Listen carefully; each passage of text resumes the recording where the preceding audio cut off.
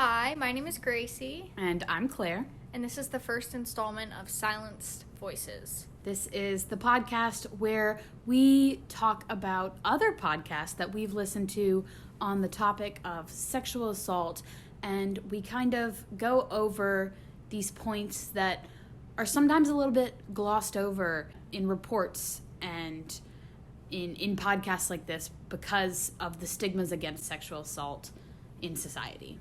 Yeah. And we'll kind of talk about our reactions and kind of what we wish to share with other people and survivors and just the general public on sexual assault issues. So this month we are talking about an episode from the podcast Crime Junkie.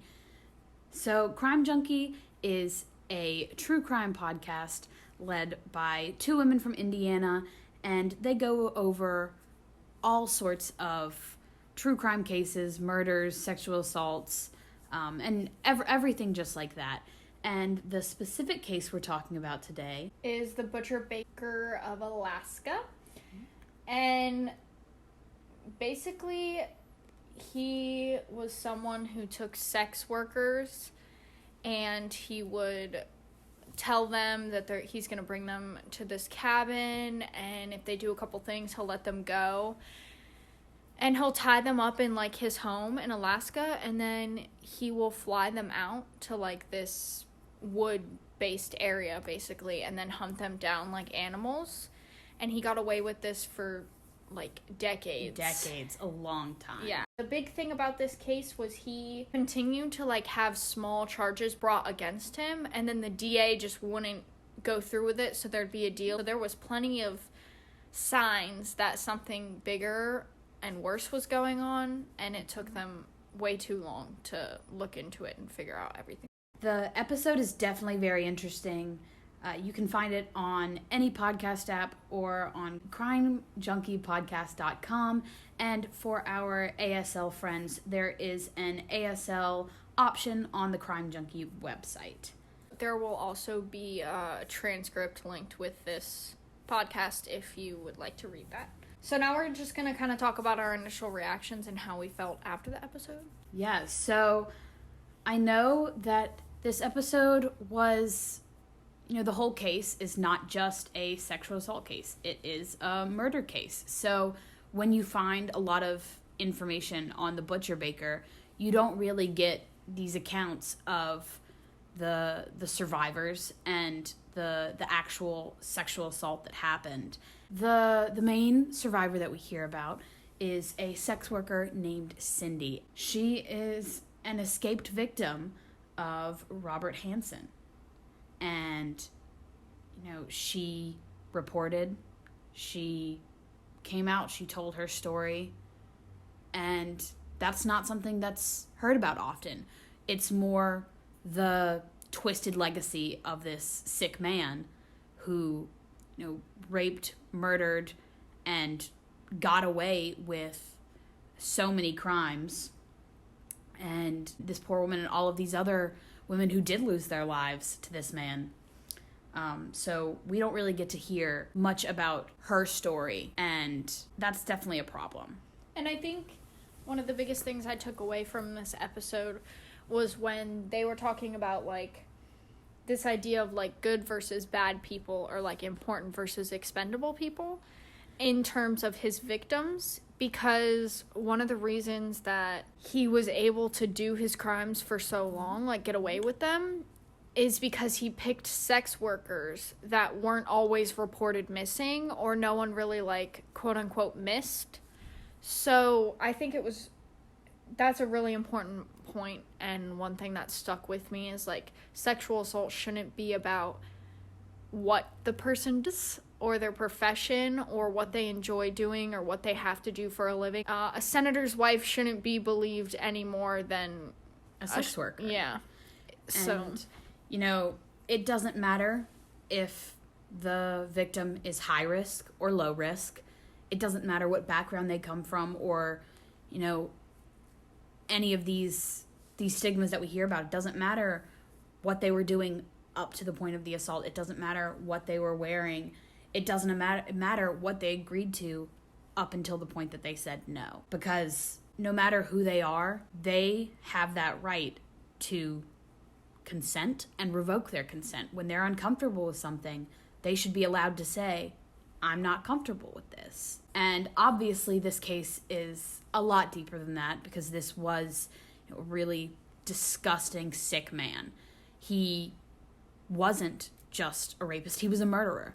He killed these women and hunted them, really. He hunted them, and it's disgusting. So also, like, one thing I think is important to mention is this was all happening back in the 80s, and sexual assault survivors weren't believed as often as they are now. There's different rules and there are procedures that police officers and detectives go through when a survivor is reporting. But unfortunately, I think the stigma that false reporting happens all the time is still very, like, big in the general public. Very prominent. And it's not. False reporting is so minimal compared to the cases brought to detectives. But I think it is important to recognize that there is still the stigma that survivors come forward and they're lying because they want money, because they want attention, or etc., etc. So it's important to remember that's not the case. Society definitely has this problem with believing victims, and it's hard to kind of unpack. You don't know if it's really that we don't want to believe that there are these monsters out there, or if we'd rather just not let these women play the victim card, which is absolutely not what's going on. Because everyone deserves to have their voice heard, and Crime Junkie does a great job of going over every detail of this case, but we just wanted to make sure that we got in a little bit more discussion on the actual sexual assault portion of the case, and what actually went down with Cindy, the escaped survivor, and why it really took so long for this man to be caught, because of the problem that people don't believe victims. And what we kind of want, like, survivors to take away from this episode is that there will always be a person that believes you. Whether it's 1 or 100, there will be someone who is there adamantly believing you and what you say and trying to help you. Like in Cindy's case, the initial officer that was on scene when they went to her hotel room and saw her still in the handcuffs, like shaken up, he consistently believed her the entire time. He stuck with the case, and he was one of the police officers that was there when Robert Hansen, the butcher baker of Alaska, got arrested. He believed her from day one, and that's incredibly important to the case. And then we also want, like, survivors to remember to just not give up. Like, sometimes it'll be hard, especially if there's people that don't believe you or there's negative things. And it's just going to be hard in general because everybody responds to a traumatic experience differently. So just don't give up. Remember that there's people, there's support systems that are there to help you if you need it. There are resources. There are people who, no matter what, will believe you. They will listen to you. They're there for you. There's no right way and there's no wrong way to deal with sexual assault, to deal with that sort of trauma, and it comes to everybody in a different way. So no matter how you want to handle it or how you do handle it, there are resources out there for you. And the biggest thing, back to, like, there always being someone there who believes you, is when and how you decide to find your voice is completely okay. There is not a time limit. There's nothing to that. When you feel comfortable coming forward and talking about what happened, that is perfect, and there will be plenty of people that will listen, and the two of us are two people that will listen if you ever want to talk about what happened or just ask where you can go to find professionals that can help you deal with whatever you're going through. Trauma doesn't expire, and that's a thing that people mention a lot, especially when the Me Too movement was just starting up, because there were a lot of survivors from the 80s, from the 90s, who were being silenced because, why didn't you come out with it sooner? But what we really don't talk about is how difficult it really was to come out with something like this back then. Because even more than today, people didn't believe survivors. And so it doesn't matter if this happened a year ago, a day ago, 10 years ago, or 50 years ago. Your feelings are still valid, and what happened to you deserves to be heard if you're willing to share your story. And just because the assault ends doesn't mean the pain that comes with the assault ends. So you could be 50 years, you think you could move past it, and 50 years later there's one thing that just triggers that pain to come back, and that's completely understandable, and it happens to quite a lot of people. So it's just, the biggest thing for you to take away is that you're not alone, and that there's plenty of people out there that do want to help you in any way that you want them to. So even if you're not a survivor of sexual assault, there are still a lot of things that you can take away from this episode, and so many other similar cases on sexual assault.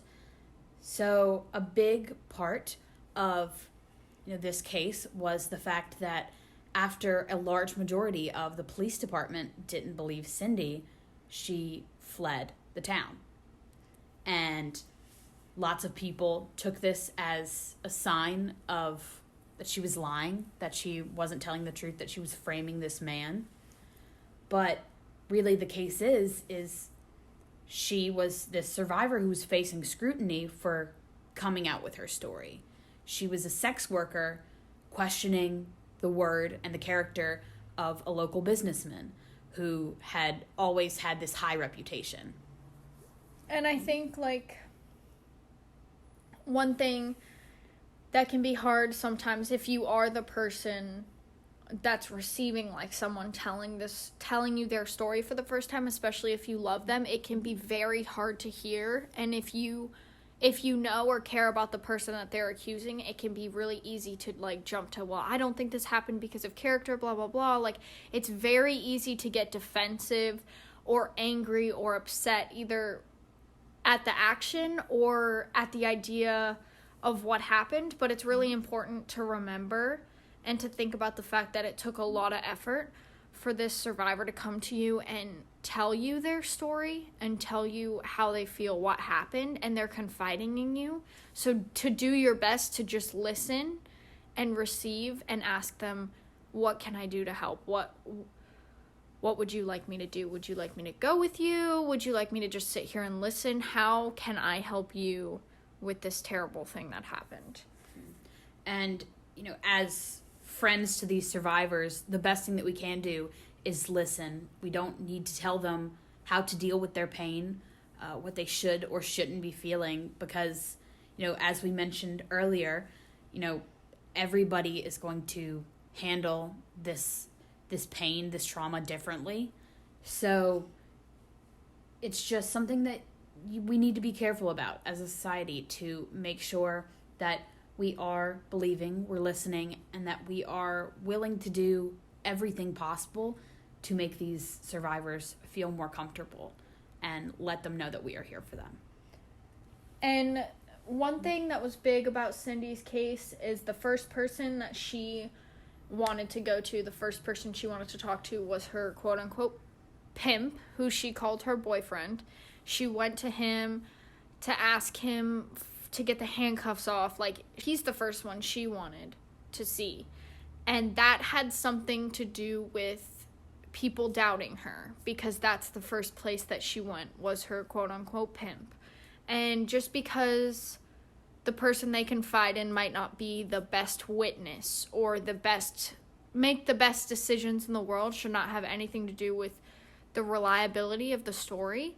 It's all about listening to the survivor and what they went through and going from there and how they can help. And it's not society's place to judge or to fact check the story of the survivor. If they decide to press charges, it's the job of the detectives, and the detectives are hired to do this. So I think it's important for everybody in society to remember that it's not our job to judge other people and what they were doing, what they were wearing, who they were seeing, nothing like that. It's just our job to listen, absorb, and take in what we can from each story. It doesn't matter if the first person you tell isn't the police. Mm-hmm.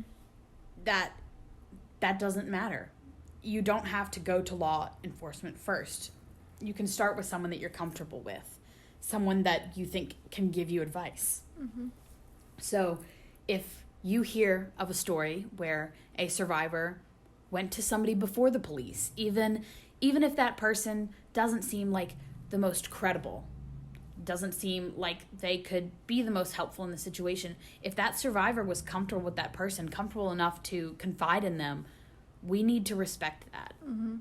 If you are not involved in the story, you're looking at it through a window. You're not looking at it in a mirror where you're seeing, you're involved, you feel a bunch of stuff. You are looking at it from the outside. It is not your job as a spectator to judge all the elements of everything in the story, because sexual assault 90% of the time is not a perfect crime. Something leading up to it, drugs, alcohol, a mistake, a poor decision. There's stuff that leads up to it that doesn't make the sexual assault case a perfect crime. Survivors can face scrutiny for the decisions that they made leading up to their assault.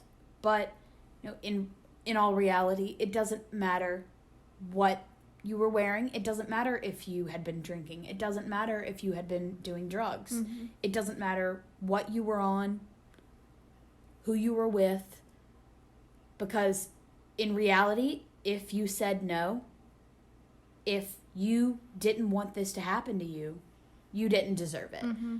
And that's a big problem that we have as people, is not taking these survivors' stories as credible because of the choices they made leading up to their assault. I think that is all we have for this week. So thank you for joining us, and there will be another installment next month. If you have any suggestions on what we should listen to, please feel free to comment or to message us or anything like that. Remember to check out Crime Junkie Podcast. And once again, for our ASL listeners, there will be a transcription of our podcast and a transcription of the Crime Junkie episode on the Crime Junkie website. Thank you. Thank you. Goodbye.